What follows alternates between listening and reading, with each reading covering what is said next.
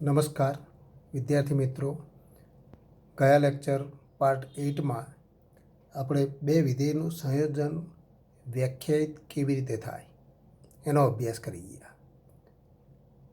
જો કોઈ વિધેય f માટે જો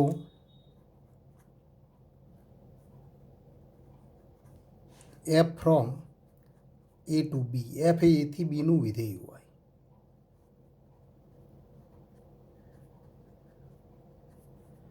તથા g ફ્રોમ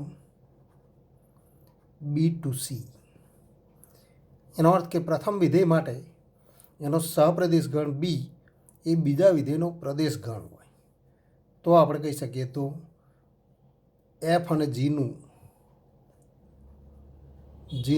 સંયોજિત વિધેય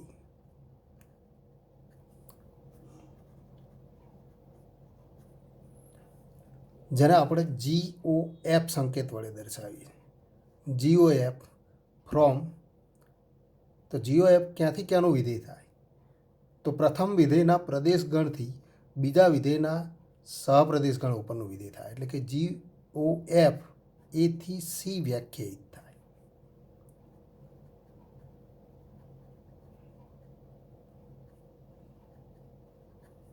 તથા આપણે જોઈ ગયા પ્રત્યેક x બિલોંગ્સ ટુ a માટે GOFX અને equal two G of fx થાય. પરંતુ જો f એ a થી b નું વિધેય હોય અને g એ c થી d નું વિધેય હોય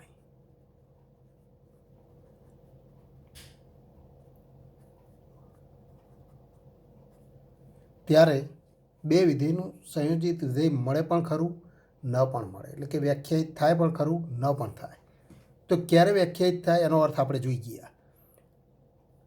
તો એના માટે શરત આપણે જોઈ ગયા કે f a થી b નું વિધેય હોય અને g એ c થી d નું વિધેય હોય તો પ્રથમ વિધેય fનો વિસ્તાર ગણ rf જો gના પ્રદેશ ગણનો ઉપગણ થાય, એટલે કે rf સબસેટ ઓફ c થાય, એટલે કે rf સબસેટ ઓફ dg થાય. તથા જો આપણે કહી શકીએ કે વિધેય fનો વિસ્તાર ગણ rf subset of dg, domain of g, એટલે કે વિધેય gનો પ્રદેશ ગણ, આ શરતનું પાલન થાય તો આપણે કહી શકીએ તો f અને gનું સંયોજિત વિધેય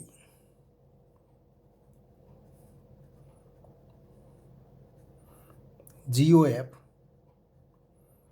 એ a થી c પર વ્યાખ્યાયિત થાય. a થી c વ્યાખ્યાયિત થાય.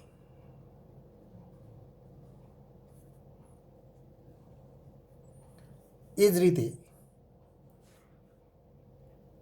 g અને fનું સંયોજિત વિધેય એને આપણે FOG સંકેત વડે દર્શાવીએ છીએ. તે જ રીતે g અને fનું સંયોજિત વિધેય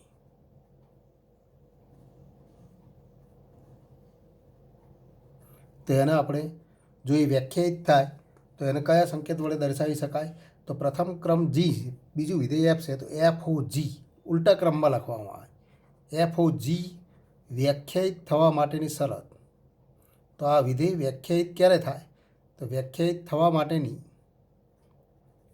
તો આપણને શરત મળે અને એ શરત તો પ્રથમ વિધેયનો વિસ્તાર ગણ, એટલે કે RG સબસેટ ઓફ DF થાય. જો આ શરતનું પાલન થાય તો FOG વ્યાખ્યાયિત થાય. અને FOG ક્યાંથી ક્યાંનું વિધેય થાય? તથા તો આપણે લખી શકીએ FOG એ જીના પ્રદેશ ગણ, જીનો પ્રદેશ ગણ C, તો FOG એ C થી fના સહપ્રદેશ ગણ b પર વ્યાખ્યાયિત વિધેય થાય. તો C થી b વ્યાખ્યાયિત થાય.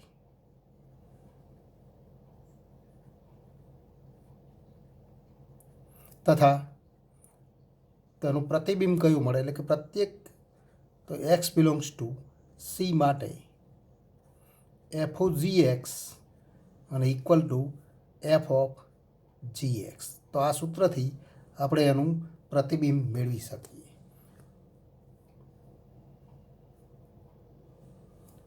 હવે આપણે બે વિધેયના સંયોજિત વિધેય માટે એક અગત્યનું વિધેય કે જેને આપણે તદેય વિધેય કહીએ. તદેય વિધેયનો 11મા ધોરણમાં આપણે અભ્યાસ કરી ગયા. કોઈ પણ ગણ એથી એ પરનું વિધેય, તો તદેય વિધેય કોને કહેવાય? તો એ આપણે જોઈ ગયા. તદેય વિધેય એફ ફ્રોમ એ ટુ એ એવું વિધેય કે જે એના પ્રત્યેક ઘટકને એના એ જ ઘટક સાથે સાંકળે. એનો અર્થ કે તો પ્રત્યેક x belongs to f from A to A અને પ્રત્યેક એક્સ બિલોંગ્સ ટુ એ માટે f x equal to x થાય.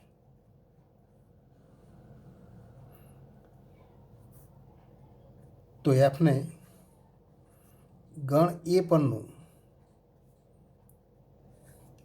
તદેય વિધેય કહેવાય. તદેવ અથવા એકમ વિધેય, જેના માટે બીજો શબ્દ છે એકમ વિધેય કહેવાય. ગણ એ પરના તદેય વિધેયને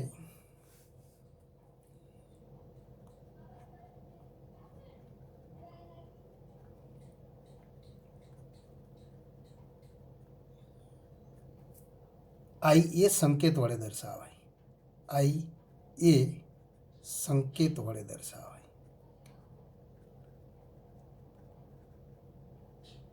જે ગણ એના પ્રત્યેક ઘટકને એના એ જ ઘટક સાથે સાંકળે છે. એનો અર્થ કે આઈ એ એક્સ ઇક્વલ ટુ એક્સ થાય. એવરી એક્સ બિલોંગ્સ ટુ એ. તો આ એની વ્યાખ્યા થાય. અને આ તદેય વિધેય એક કોઈ પણ વિધેયનું તદેય વિધેય સાથેનું સંયોજન જો શક્ય હોય, એનો અર્થ કે એફ, તો જો એફ એ એથી બીનું વિધેય હોય. હવે એફ વિધેયનું તદેય વિધેય સાથેનું સંયોજન મળી શકે, પણ તદેય વિધેય આઈ એ એથી એનું વિધેય અને એફ એ એથી બીનું વિધેય. તો તદેય વિધેયનો સહપ્રદેશ ગણ એ વિધેય એફનો તો પ્રદેશ ગણ બરાબર, એટલે કે આઈ એ ફ્રોમ એ ટુ એ અને એફ ફ્રોમ એ ટુ બી માટે આ બે વિધેયનું સંયોજન વ્યાખ્યાયિત થાય. કારણ કે પ્રથમ વિધેયનું પ્રદેશ ગણ એ બીજા વિધેયના સહપ્રદેશ ગણને સમાન છે. માટે તો આઈએ અને એફનું સંયોજન એફ ઓ આઈએ વ્યાખ્યાયિત થાય. અને એફ ઓ આઈએ એ આઈએના પ્રદેશ ગણ એથી એના એફના સહપ્રદેશ ગણ બી પરનું વિધેય થાય. તથા આપણે કહી શકીએ એફ ઓ આઈએ એક્સ ઇક્વલ ટુ પ્રત્યેક એક્સ બિલોંગ્સ ટુ એ માટે એફ ઓ આઈએ x equal to F of આઈએ એક્સ, પણ એક્સ તો એનો ઘટક છે માટે એફ ઓફ એક્સ. આમ એફ એ તો આપણે જોઈ શકીએ છીએ એફ એથી બીનું વિધેય અને એફ ઓ આઈએ પણ એથી બીનું વિધેય તથા પ્રત્યેક એક્સ તો એવરી એક્સ બિલોંગ્સ ટુ એ. તો પ્રત્યેક એક્સ બિલોંગ્સ ટુ એ માટે એફ ઓ આઈએ અને એફ બંનેનું પ્રતિબિંબ સમાન મળે છે. એનો અર્થ કે વિધેયના તો બંને વિધેયના પ્રદેશગણ સમાન છે, સહપ્રદેશગણ સમાન છે અને પ્રતિબિંબ સમાન છે. માટે કહી શકીએ માટે એફ ઓ આઈએ ઇક્વલ ટુ એફ થાય. માટે તો બે વિધેયના સંયોજનમાં આ વિધેય એકમ ઘટક તરીકે વર્તે અને એકમ ઘટક તરીકે વર્તે છે. માટે જ એને આપણે એકમ વિધેય તરીકે પણ ઓળખીએ. આ જ રીતે તે જ રીતે જો આઈ બી એ બી પરનું તદેય વિધેય હોય, એટલે કે બીથી બીનું વિધેય હોય, તો આપણે કહી શકીએ કે જેમ એફ ઓ આઈએ વ્યાખ્યાયિત થાય એમ આઈ બી ઓ એફ વ્યાખ્યાયિત થાય. અને એ તો ફરી આપણે કહી શકીએ કે એ પણ એથી બીનું વિધેય થાય. અને આઈ બી ઓ એફ તથા આપણે આ જ રીતે સાબિત કરી શકીએ I B o f equal to f થાય. આમ તદેય વિધેય બે પ્રકારના મળે, એક એથી એ પરનું અને બીથી બી પરનું. અને એ આપેલા વિધેય સાથે સંયોજન બનાવે અને એ મળતું સંયોજિત વિધેય એ આપેલું વિધેય જ થાય. અને માટે તો સંયોજિત વિધેય માટે આ તદેય વિધેય એકમ વિધેય તરીકે વર્તે. હવે આપણે જોઈએ અહીંયા સંયોજિત વિધેય, તો એના માટેના કેટલાક તો એક્ઝામ્પલ ઉદાહરણો જોઈએ. ઉદાહરણ number 15.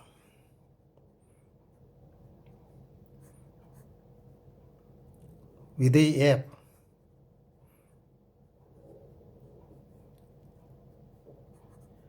from 2 3 4 5 to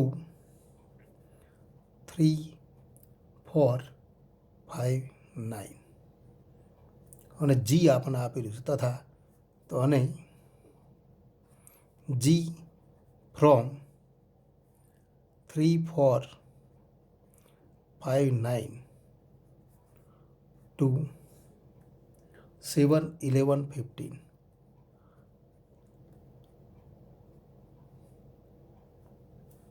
F2 equal to વિધેય માટે આપણને તો દરેક ઘટક માટે પ્રતિબિંબ આપેલા છે. F2 equal to 3, F3 equal two 4, F4 equal to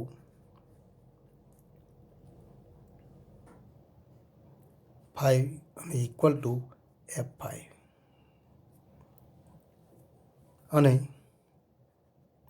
જી વિધેય માટે પ્રતિબિંબ આપેલા છે G3 ઇક્વલ ટુ G4 અને equal two 7, G5 equal to G9 અને ઇક્વલ ટુ 11. આ સૂત્ર દ્વારા વ્યાખ્યાયિત છે.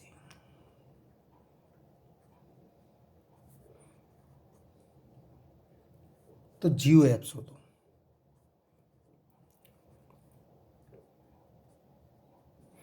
જીઓ એફ એ એફ અને જીનું સંયોજિત વિધેય.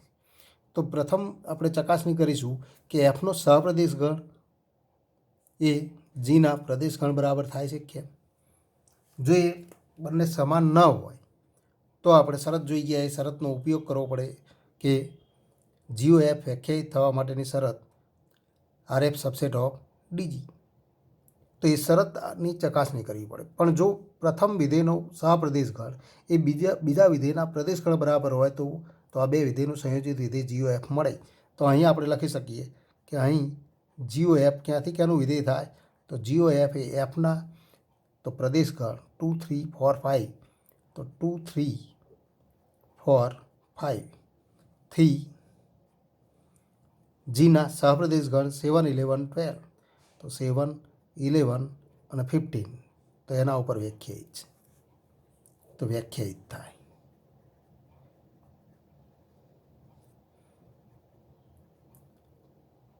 પણ એને વ્યાખ્યા આપણે વિધેયના સૂત્ર દ્વારા નહીં પણ મૂલ્ય દ્વારા, એટલે કે પ્રદેશ ગણમાં 4 ઘટકો છે, પ્રત્યેક ઘટક માટે પ્રતિબિંબ મેળવી તથા આપણે કહી શકીએ તથા, તો 4 ઘટક માટે પ્રતિબિંબ મેળવી એ વિધેયની વ્યાખ્યા થાય. વિધેયનો પ્રદેશ ગણ, સહપ્રદેશ ગણ અને એના મૂલ્ય દર્શાવતું સૂત્ર અથવા તો પ્રત્યેક ઘટક માટે પ્રતિબિંબ દર્શાવેલા હોય તો એ વિધેયની સંપૂર્ણ વ્યાખ્યા થાય. તો અહીંયા આપણે લખી શકીએ જીઓ F2 અને ઇક્વલ ટુ તો જી ઓફ F2. પણ F2 તો આપણને આપેલા છે F2 બરાબર ઇક્વલ ટુ 3, તો ઇક્વલ ટુ જી ઓફ 3. અને G3 પણ આપણને આપેલા છે G3 ઇક્વલ ટુ 7, તો ઇક્વલ ટુ 7. એનો અર્થ કે જીઓ F2 ઇક્વલ ટુ 7. એ જ રીતે જીઓ F3 મેળવી દો અને G F3 equal to G of F3. પણ ફરી F3નું મૂલ્ય આપણને આપેલું છે ઇક્વલ ટુ 4, તો G4. અને ફરી તો જી વિધેય દ્વારા ઘટક 4 આગળ મળતું પ્રતિબિંબ 7, તો ઇક્વલ ટુ 7. આ જ રીતે જીઓ એફ 2 3 ત્યારબાદ તો ત્રીજો ઘટક 4 માટે મૂલ્ય મેળવીએ તો જી ઓફ F4. પણ F4 ઇક્વલ ટુ તો F4 ઇક્વલ ટુ 5 માટે G5 અને G5 ઇક્વલ ટુ તો ફરી આપણને G5 આપણને આપેલા છે ઇક્વલ ટુ 11, તો ઇક્વલ ટુ 11. આ જ રીતે જીઓ એફ અંતિમ ઘટક માટે ગણતરી કરીએ તો જીઓ F5 અને equal to G of F5 અને ઇક્વલ ટુ પણ g of F5 equal to તો ઇક્વલ ટુ 5 અને G5 ઇક્વલ ટુ 11. આમ પ્રદેશગણના પ્રત્યેક ઘટક 2, 3, 4 અને 5 માટે GOF દ્વારા મળતા પ્રતિબિંબ તો અહીંયા દર્શાવેલ છે. એનો અર્થ કે GOF વિધેય આપણે વ્યાખ્યાયિત કરેલું છે. હવે આપણે આગળ વધીએ. ઉદાહરણ નંબર 17. જો વિધેય f from r-7/5 to r-3/5 fx equal to 3x + 4/5x - 7 દ્વારા વ્યાખ્યાયિત હોય અને વિધેય g from r-3/5 to r-7/5 gx equal to 7x + 4/5x - 3 દ્વારા વ્યાખ્યાયિત હોય તો સાબિત કરો કે FOG ઇક્વલ ટુ IA અને GOF ઇક્વલ ટુ IB, જ્યાં a ઇક્વલ ટુ r-3/5 અને b ઇક્વલ ટુ r-7/5. અહીંયા આપણે જોઈ શકીએ છીએ કે એફનો સહપ્રદેશગણ r-3/5 એ જ વિધેય જીનો પ્રદેશગણ. એનો અર્થ કે તો અહીં આપણે કહી શકીએ એફ અને જીનું સંયોજિત વિધેય GOF વ્યાખ્યાયિત થાય. તો અહીં એફ અને જીનું સંયોજિત વિધેય તો સંયોજિત વિધેય વ્યાખ્યાયિત થાય. પણ ક્યાંથી ક્યાંનું વિધેય થાય તો સંયોજિત વિધેય. અને એફ અને જીનું સંયોજિત વિધેય કયા સંકેત વડે દર્શાવાય તો GOF. ક્યાંથી ક્યાંનું વિધેય થાય તો આપણે લખી શકીએ એફના પ્રદેશગણ એટલે કે GOF ફ્રોમ r-7/5 થી જીના સહપ્રદેશગણ એટલે કે r-7/5 પર વ્યાખ્યાયિત છે.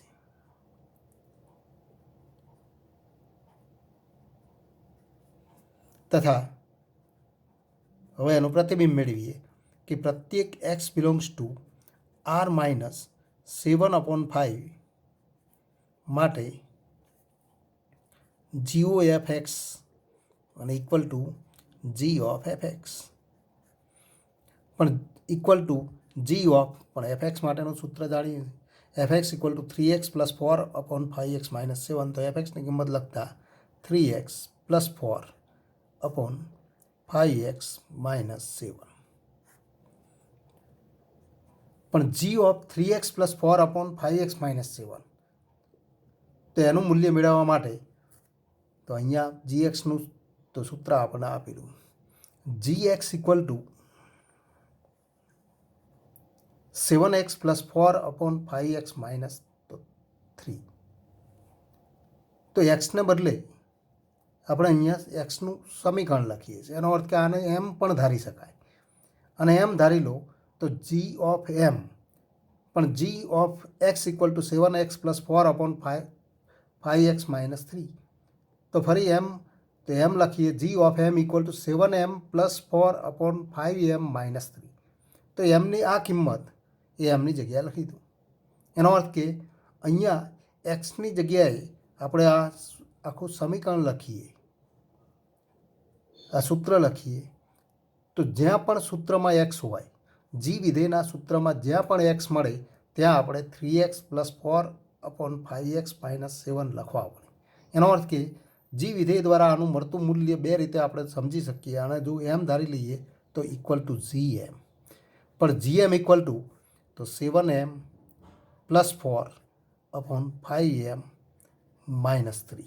આને સમજવા માટે આપણે લખેલું છે. આ લખવાની જરૂર નથી, પણ હવે આપણે લખીએ એમની જગ્યાએ તો આ કિંમત લખતા, કારણ કે આને આપણે એમ ધારેલું છે m equal to 3x + 4/5x - 7. તો એમની જગ્યાએ કિંમત લખી દો તો ઇક્વલ ટુ આપણે લખી શકીએ ઇક્વલ ટુ 7m એટલે કે 3x + 4/5x - 7. તો 7m + 4/5m - 3 એટલે કે 5m એટલે કે 3x + 4/5x - 7 માઇનસ તો 5m - 3 અને ઇક્વલ ટુ હવે આનું વિસ્તરણ કરીએ તો લસા થશે અંશ અને છેદનો લસા સમાન છે 5x - 7. તો એટલા વડે ગુણતા તો 7 × 3 અહીંયા આપણે સીધું સાદું રૂપ આપીએ તો 7 × 3x + 4 + 4 × 5x - 7 અને છેદના પદમાં આપણને મળશે 5 इंटू 3x + 4 - 3 इंटू 5x - 7। तो एक स्टेप વધારે લખીએ 7 into 3x + 4 + 4 into 5x - 7 upon 5 into 3x + 4 - 3 into 5x - 7। હવે આનું સાદું રૂપ મૌખિક રીતે આપણે આપી દઈએ 7 इंटू 3 એટલે કે 21 into x plus 4 into 5x तो 20x 20 + 21 એટલે કે 41x। હવે અચળ પદ લઈએ 7 इंटू 4 એટલે કે 28 माइनस 7 इंटू 4 तो 28 तो +28 - 28 એ કેન્સલ થશે તો 41x अपॉन અહીંયા આપણે જોઈએ 5 इंटू 3 એટલે કે 15x - 15x તો 15x કેન્સલ થાય। અચળ પદ રહેશે 5 इंटू 4 એટલે કે 20 માઇનસ પ્લસ 21 એટલે કે 41 અને ઇક્વલ ટુ x। માટે આપણે કહી શકીએ માટે તો આ વિધેય GOF એ r-7/5 થી r-7/5 પરનું વિધેય એટલે કે એનો પ્રદેશગણ સહપ્રદેશગણ સમાન જેમ એથી એનું વિધેય હોય એમ આપણે કહી શકીએ કે આ ગણથી આ ગણ પરનું વિધેય અને એ ગણના પ્રત્યેક ઘટક માટે એક્સ માટે મળતું મૂલ્ય એટલે કે પ્રતિબિંબ એક્સ જ છે। એનો અર્થ કે GOF એ r-7/5ના પ્રત્યેક ઘટક એક્સને એક્સ સાથે સાંકળે છે માટે તો GOF એ તદેય વિધેય છે। માટે આપણે લખી શકીએ GOF એ તદેય વિધેય છે। કયા ગણ ઉપરનું તો એનો પ્રદેશગણ કયો છે તો પ્રદેશગણ r-7/5 પરનું તદેય વિધેય છે। માટે આપણે લખી શકીએ GOF ઇક્વલ ટુ r-7/5 અથવા ઇક્વલ ટુ IA જ્યાં a ઇક્વલ ટુ તો આપણે લખી શકીએ a ઇક્વલ ટુ r-3/5 જે આપણે સાબિત કરવાનું છે એટલે કે તો ઇક્વલ ટુ IA જ્યાં a ઇક્વલ ટુ r-7/5। આ જ રીતે બીજું સંયોજન મેળવીએ અહીંયા આપણે GOF સંયોજન મેળવી ગયા। હવે FOG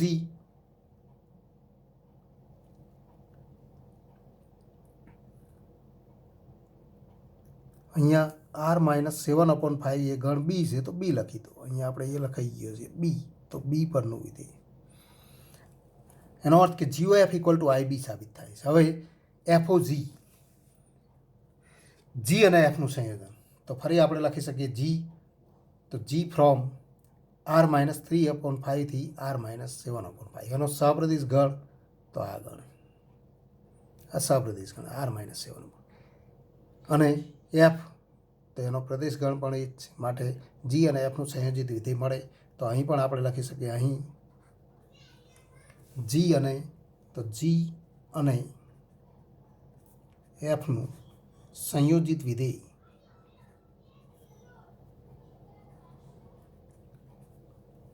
જી અને એફનું સંયોજિત વિધેય FOG લખાય। FOG ક્યાંથી કાનું વિધેય થાય જીના પ્રદેશગણ એટલે કે r-3/5 થી r-3/5 મળે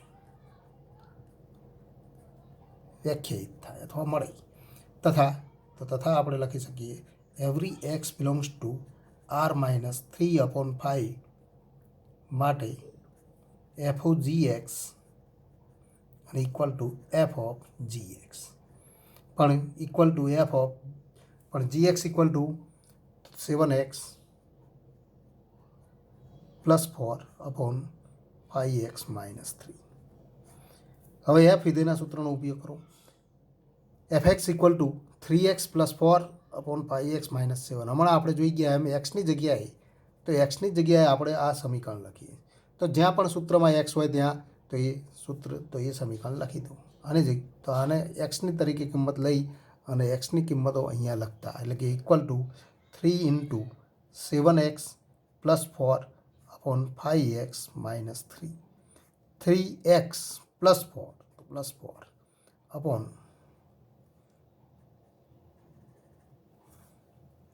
5x તો ફરી એક્સની જગ્યાએ તો 7x + 4 अपॉन 5x - 3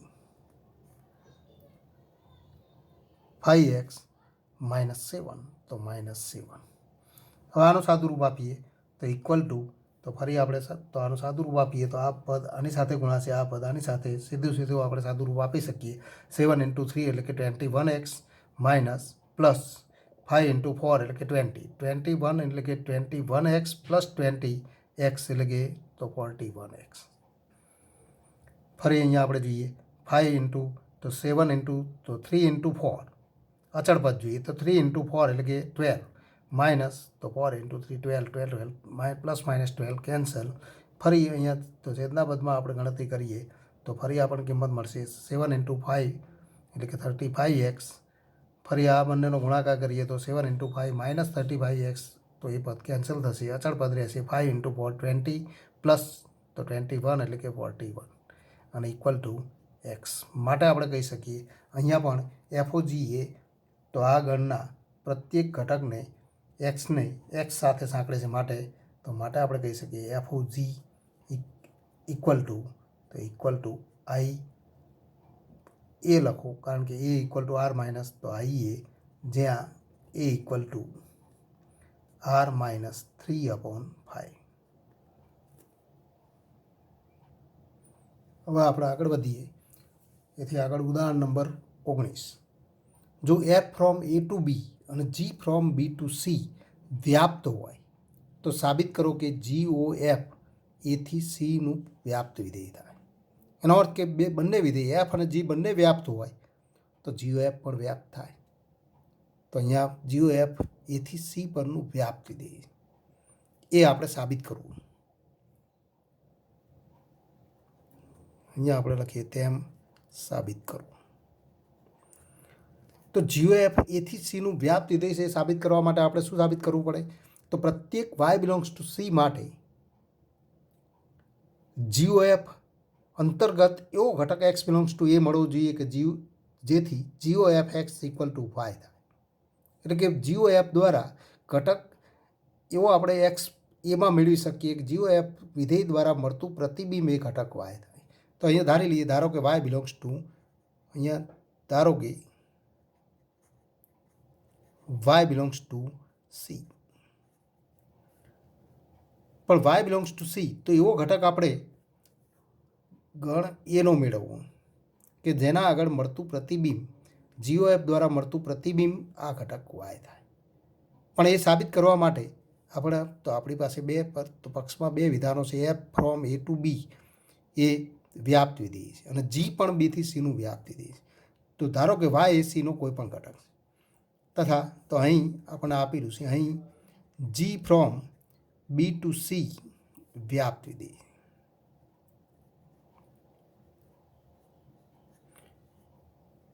અને જી એ બીથી સીનું વ્યાપ્ત વિધેય હોય તો આપણે કહી શકીએ કે એવો ઘટક ઝેડ બિલોંગ્સ ટુ બી મળે કે જેથી તો આવો ઘટકનું અસ્તિત્વ હોય જ, કારણ કે વિધેય વ્યાપ્ત વિધેય. તો એવો ઘટક ઝેડ બિલોંગ્સ ટુ બી મળે કે જેથી જી વિધેય અંતર્ગત મળતું પ્રતિબિંબ એ તો y થાય. એનો અર્થ કે તેથી g of z equal to y થાય. આ વ્યાપ્ત વિધેયની વ્યાખ્યા છે. તો g Z equal to y થાય. આ એક પરિણામ આપણે મેળવી દીધું. પણ આપણે તો એવો ઘટક એક્સ તો એવો ઘટક એક્સ એ એમાં મેળવવું કે જેથી GOF x equal to y થાય.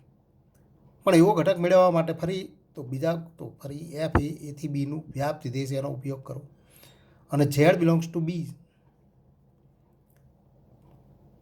તથા આપણે કહી શકીએ કે અહીં એફ એથી બીનું વ્યાપ્ત વિધેય. પણ એફ જો એથી બીનું વ્યાપ્ત વિધેય હોય અને ઝેડ એ બીનો કોઈ ઘટક છે, ઝેડ બિલોંગ્સ ટુ બી. તેથી આપણે કહી શકીએ જો એફ એથી બીનું વ્યાપ્ત વિધેય હોય અને ઝેડ એ બીનો કોઈ ઘટક હોય તો વિધેય એફ અંતર્ગત એવો ઘટક એક્સ બિલોંગ્સ ટુ એ મળે કે જેથી એફ અંતર્ગત મળતું પ્રતિબિંબ એ ઝેડ થાય. તેથી એવો એક્સ બિલોંગ્સ ટુ આપણે લખી શકીએ એવો એક્સ બિલોંગ્સ ટુ એ મળે કે જેથી એફ એક્સ ઇક્વલ ટુ તો ઝેડ થાય. આવા ઘટકનું અસ્તિત્વ મળે અને આવા ઘટકનું અસ્તિત્વ મળે તો માટે આપણે કહી શકીએ એફ ઇક્વલ ટુ ઝેડ થાય. પણ ફરી આપણે તો નિરૂપણ મેળવીએ કે એફ ઇક્વલ ટુ ઝેડ થાય તથા એક્સ એ એનો ઘટક અને એફ એથી બીનું વિધેય, એક્સ બિલોંગ્સ ટુ એ અને એફ એથી બીનું વિધેય છે માટે તો એફ એ બીનો ઘટક છે અને ઝેડ પણ બીનો ઘટક છે. તો આ બંને ઘટક બીના તો એક સમાન ઘટક છે. એફ ઇક્વલ ટુ ઝેડ થાય તથા ઝેડ બિલોંગ્સ ટુ બી. અને ફરી આપણે કહી શકીએ કે જી એ અને જી એ તો જી એ બીથી સીનું વિધેય,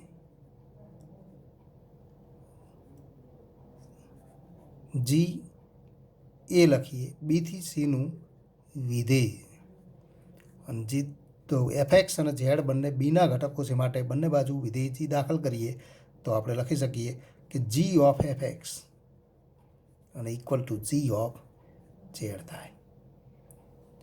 પણ જી ઝેડ ઇક્વલ ટુ તો વાય અને માટે આપણે લખી શકીએ G of F equal to તો વાય થાય. આમ આપણે સાબિત કરી શકીએ કે પ્રત્યેક Y belongs to C G O માટે તો પ્રત્યેક વાય બિલોંગ્સ ટુ સી માટે એવો ઘટક એક્સ બિલોંગ્સ ટુ એ આપણે મેળવી શકીએ છીએ. એક્સ એમાં મળે કે જેથી જીઓ એફ એક્સ અને આપણે બીજા સંકેતમાં લખીએ તો g o f of x equal to y થાય. એનો અર્થ કે પ્રત્યેક વાય બિલોંગ્સ ટુ તો સી માટે એવો ઘટક એક્સ બિલોંગ્સ ટુ એ મળે કે g o f x equal to y થાય. માટે આપણે કહી શકીએ કે જીઓ એફ તો જીઓ એફ એ એથી સી પરનું વ્યાપ્ત વિધેય છે માટે જીઓ એફ એથી સી પર વ્યાપ્ત વિધેય એને એથી સીનું વ્યાપ પણ વિધેય કહેવાય અને ક્યારેક સીમાં વ્યાપ છે એમ પણ કહેવાય.